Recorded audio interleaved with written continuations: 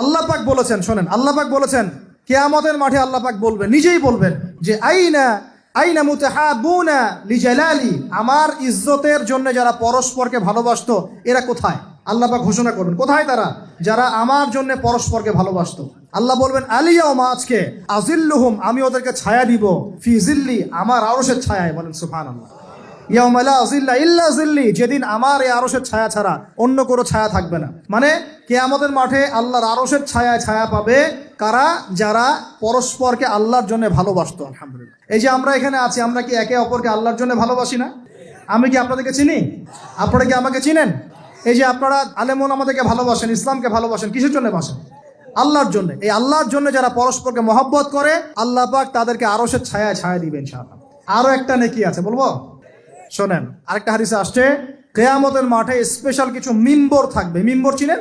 যেখানে দাঁড়ায় ইমাম সাহেব খুতবা দেয়, এরকম মিম্বর থাকবে। এই মিম্বর গুলো হবে নূরের মিম্বর। কিসের? নূর মানে কি? আলো। আলো, আলো, নূরের মিম্বর থাকবে। ওই কিয়ামতের মাঠে কি আলো থাকবে? এমনিতে মাঠটা তো অন্ধকার। ওই অন্ধকার মাঠে নূরের মিম্বর আল্লাহ পাক দিবেন কাদেরকে? যারা পরস্পরকে এই আল্লাহর জন্য মহব্বত করত। আর নবীগণ, শহীদগণ তাদের দিকে তাকায় থাকবে। তাকায় নবীগণ, শহীদগণ পর্যন্ত এই মানুষগুলোকে দেখে ঈর্ষা করবে, কাশ আমরাও যদি এমন হতে পারতাম। চিন্তা করেন, আল্লাহর জন্য পরস্পর মহব্বতকারীদেরকে আল্লাহ পাক এমন সম্মান দিবেন যেটা দেখে নবীগণ পর্যন্ত ঈর্ষা করতে থাকবে।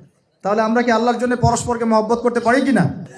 এটা হলো 8-9 নাম্বার। আল্লাহর জন্যই ঘৃণা করতে হবে। আল্লাহর জন্য ঘৃণা কেমন? যেমন কেউ ইসলামকে পছন্দ করে না, কটূক্তি করে, ইসলামের এইটা ভালো না, ওইটা ভালো না, ইসলামের সাথে দুশ্মনী করে ভিতর থেকে বাহির থেকে, আপনি ওদেরকে ভালোবাসতে পারবেন না।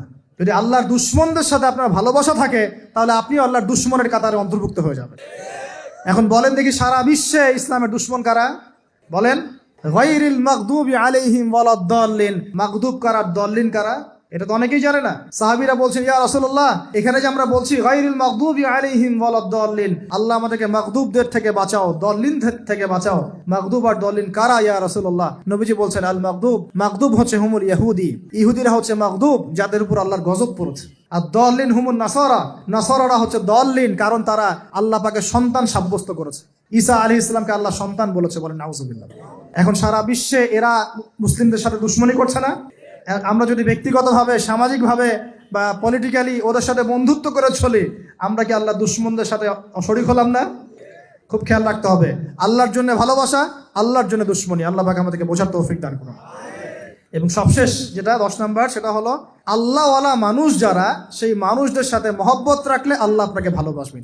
আল্লাহওয়ালা মানুষদের সাথে মহব্বত রাখতে চান নাকি আপনার এই